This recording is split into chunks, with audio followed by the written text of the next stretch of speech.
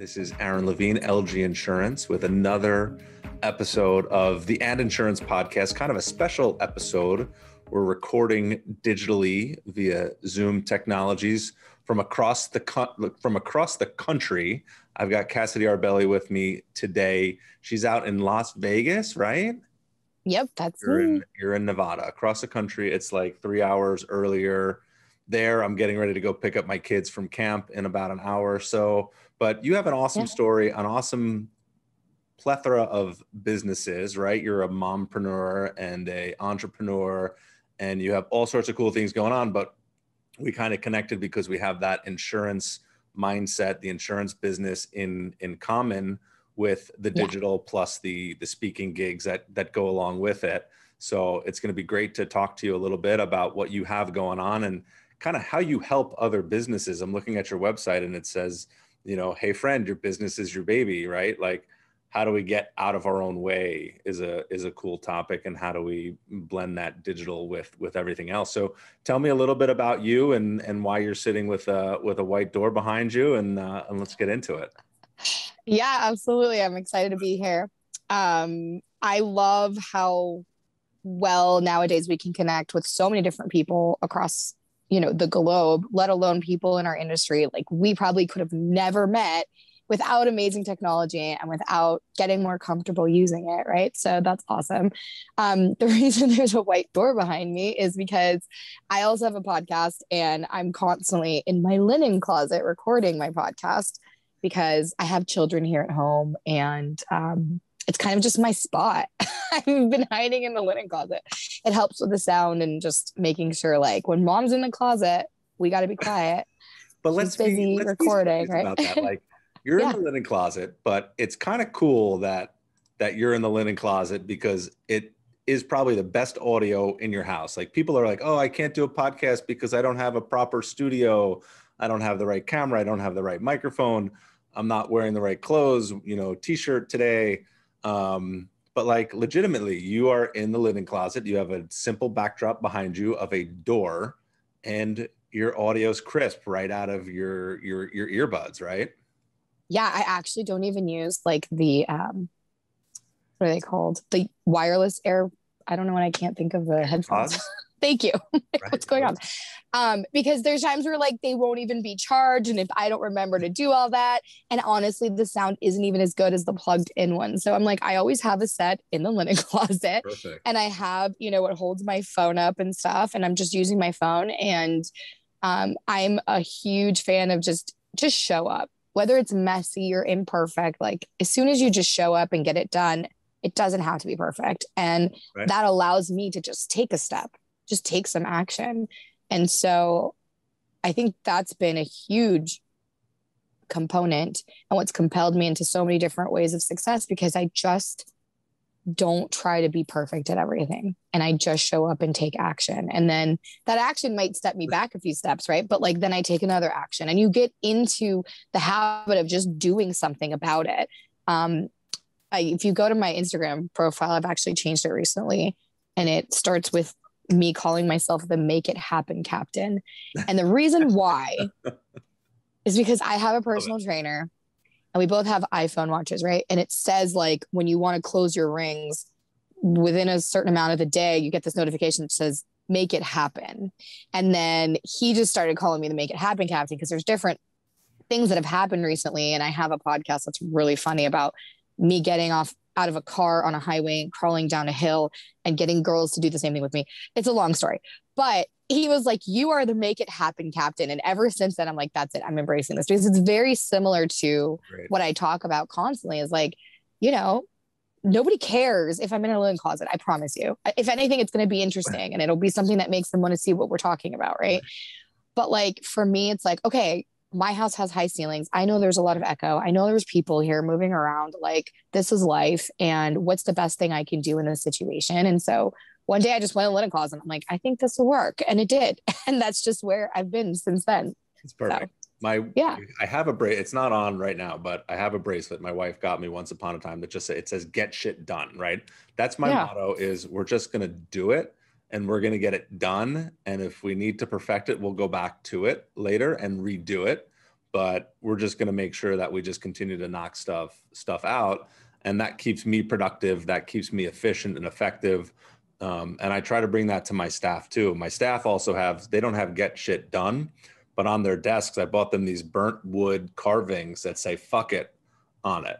Because every once in a while, you just have to say "fuck it" and either have to do it or throw it out and just keep going. So, we're on that same mindset, and I love bringing people along that journey because everybody wants to be nervous about it and not take action, but really just getting in there and doing it is more satisfying than anything else. Like getting your inbox cleaned out is a great feeling. I just did that for the first time in like 18 months. I have 4 emails in my unread inbox, which is my saved stuff. So it's enjoy it for the next 5 minutes because tomorrow, I don't know what to do with it, but I'm like, this is right? awesome. I was like raving to my staff, like, I only have 4 emails. I'm retiring in like T-minus 20 minutes. Yeah, that's awesome. But it's like, I think that not just business owners, but our team too, they have to see us as leaders taking action and not being afraid to do something, even if it's not perfect. And especially in sales, right? Like you just got to pick up the phone and dial, because the more you do that, the better you're going to get at it. Not the more you practice in front of the mirror, not the more you sit here and read a script, and not the more you, I don't know, like do all these things that you think are going to prepare you for the phone call.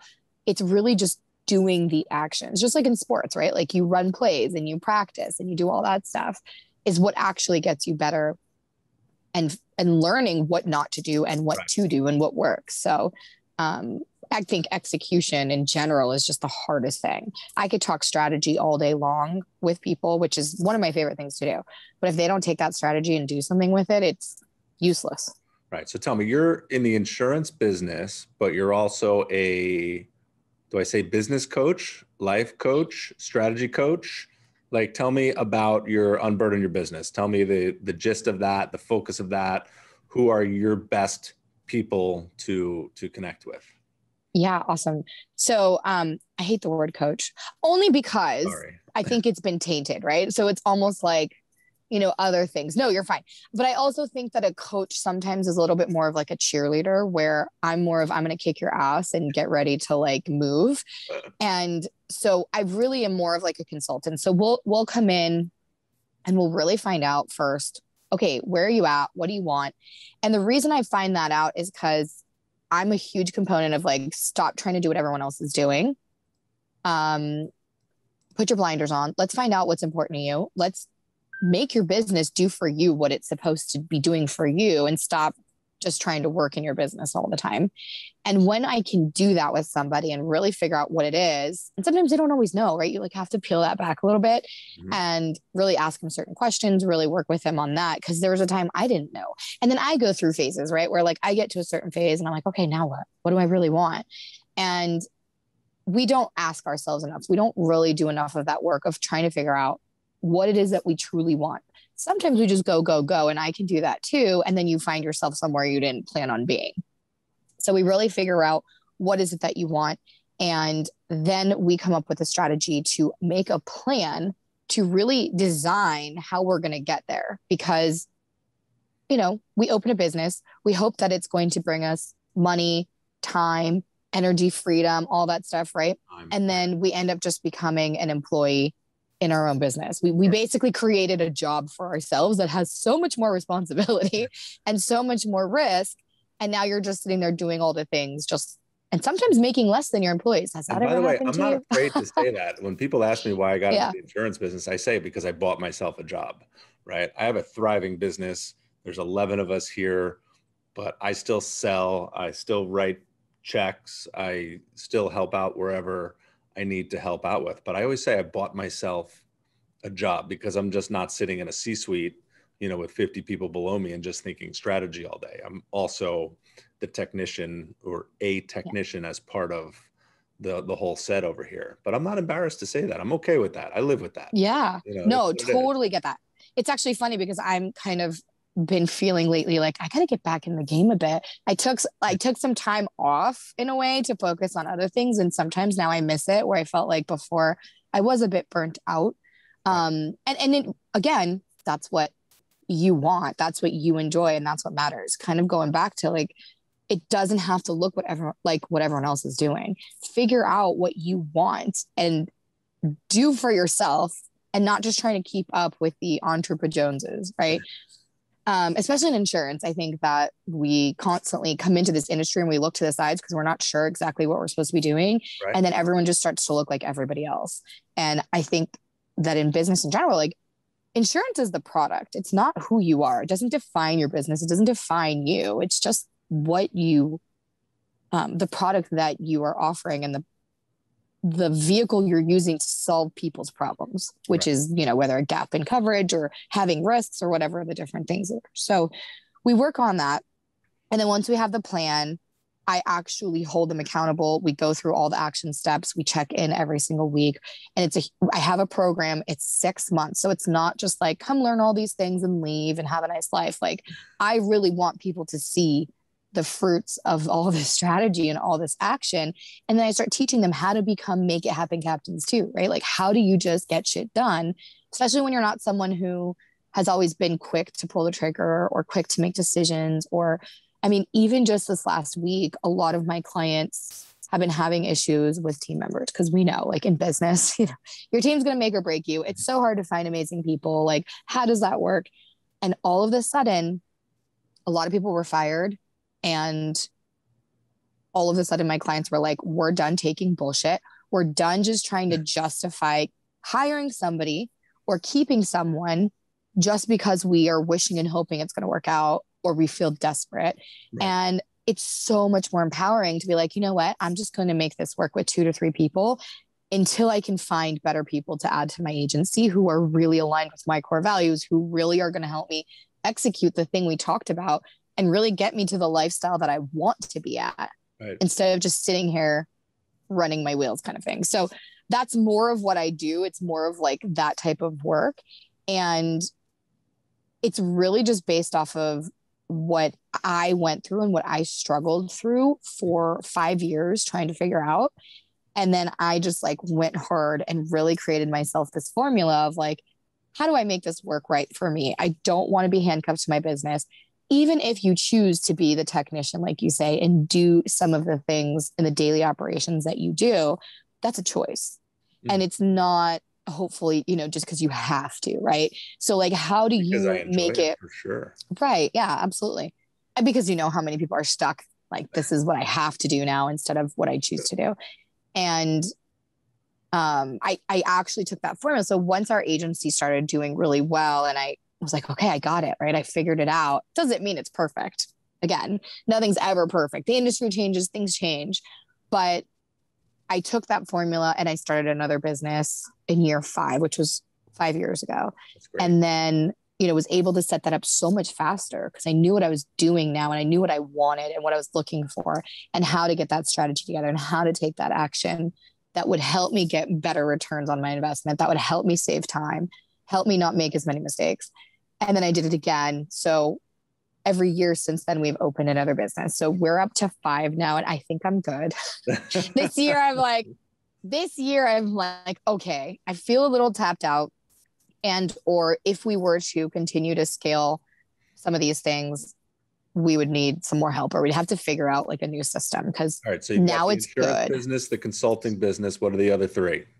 Yeah. So we do e-commerce, we do manufacturing, we do commercial real estate, and we have an RV rental business. I'm like, there's all these things. Yeah. Interestingly enough, they're all a little bit different, which is cool. It keeps it interesting. So that's awesome. Yeah. It's all good to keep it interesting. How do you stay focused, or you've built your teams to keep the focus and eye on the prize while you stay in the strategy seat and working things forward? Yeah. So my goal has always been to be in like the designing phase of business, where I'm not doing the things, I'm not making even the executive decisions on kind of daily operational stuff. And I delegate immediately to have anyone that's on my team take ownership of a particular department or a particular role. And, it takes a little bit of time. And that's why I said, it takes about a year to really build that up. And then I can kind of remove myself and really stick to the designing phase. Now, does that mean sometimes I don't go in and do No, of course I do. Do I need to make decisions sometimes when somebody else can't or something's going on? Of course. But for the most part, I'd say about 80% of the time, I'm really staying in the designing phase of my business or businesses where I'm really like, how do we scale? How do we increase profit margin? Things like that are much bigger picture than necessarily, right. I got to go buy paper for the printer or, this client's complaining and this is happening. I need to de-escalate this. What's the best thing to do? I know we need to hit these sales and I'm sitting here trying to rack my brain on that strategy. There are people in place to get that done now. And so I really just go in, check in with certain people, and then spend my time really just kind of designing how it's all going to work out. All right. So if you've got somebody, a prospective client, right, that's going to hire you as the consultant coach, mm-hmm. And they see what you're doing, right? We look at other people, which it becomes noise, right? Then there's all this other noise around us. How do you really get people to focus on their tasks, on their single business, on their plan at hand, and to block out a lot of that noise? Because there is so much chatter, especially in the insurance space. If you're consulting on insurance agency owners and what they're doing, we know how much noise there is. We know how much other stuff is going on and chatter about all this great new tech that really just winds up disconnecting you half the time. How do you really keep people reined in and focused in that 6-month plan of yours? Okay. So it's kind of a three different ways. One, we do weekly lessons and things and exercises that they have to do on their business in order to get to the end point where it's really well-rounded the way it should be. And it starts with just those bite-sized weekly things. And it starts very foundational. So we go back all the way to the beginning. Some of the things are going to be things that you're strong in and you may not have to do as much work. Some of them are going to be things that are like, I've never done this. I don't even know why this is important, or that type of thing. And they'll get through the exercise and they're like, holy shit, like that just completely changed my entire mindset and outlook on the things I've been doing. And here's how that's going to change, even to the point where I make them write down a money routine that they need to do every week. Wow. Like every week, you're going to do these 10 things on this day, put it in your calendar. I'm going to check in with you. So like, again, it's like, here's a strategy, here's the action. I'm going to basically hold you accountable to do that. And you're going to now start seeing how that's going to make a difference. And when they start to see the results, I mean, that motivates them big time. So we actually start with money. We talk about money a lot for the first month. That's great. And I think it's because there's kind of in our industry a little bit of like that, just sell, everything's going to work itself out. And there's so many agents that can sell insurance, like water and like have no problem doing that. And they're still living paycheck to paycheck. They're still having the agents being handcuffed to their business a bit. There's still like things that are just that's not what's going to actually create a strong business. When you can start becoming profitable and you can manage your money really, really well and understand how all the pieces in your business work. We even get to a point where we have this Excel sheet that you put in your employee, how much they make, how much they sell, how much they're bringing back into your business, and then how much are they costing you? I think that's the biggest eye opener. A lot of agents are like, holy crap, this person's costing me $3,000 a month. Like they're not making me money, they're costing me money. And a lot of people actually end up either leaving or things get restructured, right? And so it's those type of things that I think really keep them motivated and stay within understanding why these exercises and why these lessons every week are so crucial. And they're things that I learned. And these are the things that I used, right, to get to my agency now and where I'm at today. And also what I use in other businesses too. So then that is the piece of kind of like the lessons, the exercises, and a lot of the work they do. Second piece is we have bi-monthly calls and we are talking about the things that they've been doing. I'm coaching them through or consulting them through like things that are difficult right now, any challenges, whatever they're not understanding, anything they might be struggling with, really. That's what we kind of go through. And we come up again with some work, some homework, some different things that I want them to do for the next few days. And then they check back in. And then I have them on a Slack channel for anyone that knows what Slack is, but we constantly are communicating. So they have access to Slack 24/7. Obviously I don't answer 24/7, right, but I usually am in there every single day if there's certain things that are going on. So we have private chats just with me and with the client, and then we have group conversations too. So that's another thing. It's a little bit of a hybrid of like group consulting with like one-on-one, and they get to connect together. We have 2 clients right now in Phoenix. One cannot get someone to apply for a job if their life depended on it. And another one has so many applicants, they don't know what to do with it. So I was like, you know what, you guys get together. Like however many applicants you are no longer able to, interview, or you're done, or you've hired, like they passed all those applications on to the next person. So just some of that stuff too. And so that's how I really keep them motivated. And everyone's been doing such amazing things. Like I have one client who's going to be saving their marriage because of what they're doing in their business. Like it's big stuff. It's not just like, hey, help me sell this really expensive policy, or help me figure out how to create a handbook for my team, or like, it's none of that. It's really about like, what do you want your business to do? How do we design it to give you the life that you want? Sure. And let's go do that. So that's it. I love all of that, listening to that. I'm like, all right, the money conversation is a tough one. I don't know if I could personally handle it. I spend too much, don't save enough. And the same thing goes in the business. We spend a lot, and I keep hiring, and I'd probably be overstaffed, and I'd probably have to fire somebody if we went through this. But hopefully my staff isn't going to listen to this podcast when it comes out. But for anybody else that's going to be listening, I mean, there's so many great, pieces of information that Cassidy has. Unburden Your Business podcast, unburdenyourbusiness.com. Her podcast, Cassidy's podcast, is 10 minutes long, 20 minutes long, like bite-sized pieces of information, which I love because I consume content in very short bites. So I was able to listen to quite a few episodes. So it's fantastic. And I think there's a lot out there that people can learn, get, and grow from listening to you and reaching out to you and doing that 15-minute business quiz on your website. I didn't click through that because I wasn't interested in getting into your marketing funnel, but maybe I will. What else do you want to, what else can you share? What else do you want to give away right now for anybody joining us?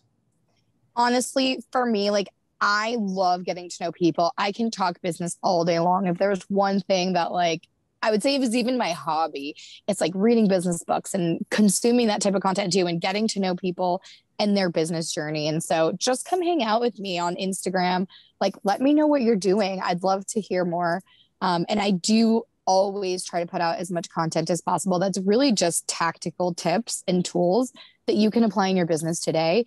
Keep it simple.